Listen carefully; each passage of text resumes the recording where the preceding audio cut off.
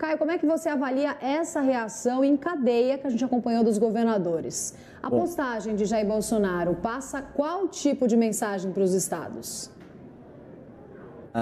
Bom, para comentar esse assunto, Roberto, peço perdão por ter te atropelado, eu vou usar como exemplo o vergonhoso e inadmissível colapso na saúde do Rio Grande do Sul, né? Estendendo aí toda a minha solidariedade às vítimas da Covid-19 e os seus familiares, né, desse estado que é tão querido para mim.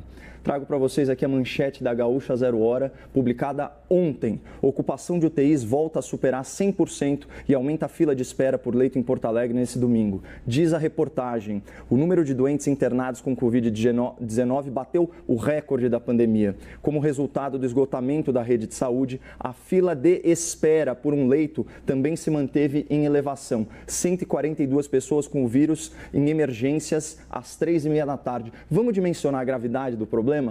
Trata-se de 142 almas sem atendimento adequado, precisando urgentemente de hospitalização com terapia intensiva. Agora vamos ponderar sobre o absurdo dessa situação em Porto Alegre.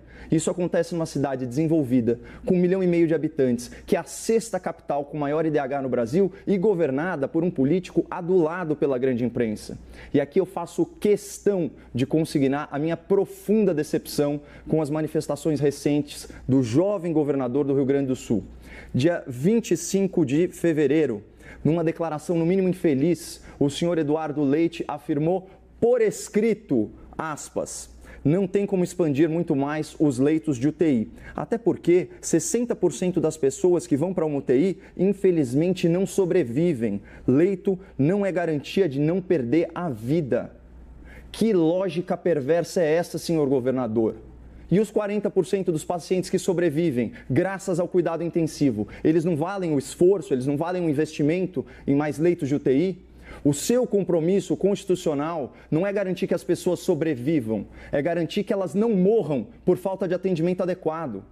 A sua preocupação, na verdade, deveria ser só de ordem humanitária, mas, já que a sua frase denota uma visão utilitarista, quase maquiavélica sobre a gestão pública, eu vou tentar persuadir o senhor a cumprir a sua obrigação de uma outra forma, Ao escancarar essa falta de empatia, o senhor está comprometendo o seu futuro político. Governador, situe-se, ou melhor, comporte-se. O senhor é um presidenciável. Até nós, paulistas, sabemos que Eduardo Leite é o nome preferido e favorito do PSDB para a corrida presidencial de 2022. Mas, para isso, o senhor precisa pelo menos fingir que se importa com as pessoas. Então, mais uma vez, ouça o conselho da dona Mariângela. Se você não é generoso por caráter, seja por inteligência. Aliás, falando em inteligência, o governo do Rio Grande do Sul foi bem esperto nessa pandemia. O consultor de empresas, Matheus Bandeira, que é ex-secretário do Tesouro, ex-presidente do Banrisul, ele publicou o levantamento sobre os repasses bilionários recebidos pelo governo gaúcho a título extraordinário de enfrentamento à pandemia. Foram quase 1,940 bilhão de reais para aplicação livre, mais de 830 milhões carimbados para a saúde e mais de 5 bilhões em enrolamento da dívida. Então, no total, foram 7,930 bilhões de reais em verbas federais extraordinárias que encheram os cofres gaúchos. Então, para vocês terem uma ideia aqui, em valores oficiais da cidade de São Paulo, vocês fazem ideia de quanto custa a diária de um leito de UTI, como esses aí que o governador Eduardo Leite desprezou? Apenas R$ 2.100 por dia.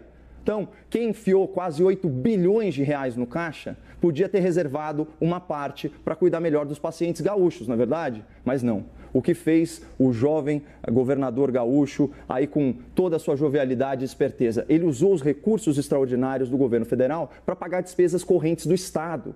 E é o que confirma essa outra manchete da Gaúcho Zero Hora, que foi de junho. Dinheiro do Socorro Federal termina horas depois de entrar nos cofres do Estado. Os recursos evaporaram. E sabe o que é mais triste? Olha esses mesmos fatos noticiados pelo jornalismo amestrado, para usar a expressão do nosso colega Políbio Braga. Como o governo Eduardo Leite conseguiu colocar as contas em dia depois de 2 anos? É fácil de responder. Com dinheiro do governo federal, desviando recursos que poderiam ter sido alocados no enfrentamento à pandemia. Fácil, né? Só que a conta chegou agora e ela foi cobrada em vidas humanas perdidas na fila de atendimento dos hospitais de Porto Alegre.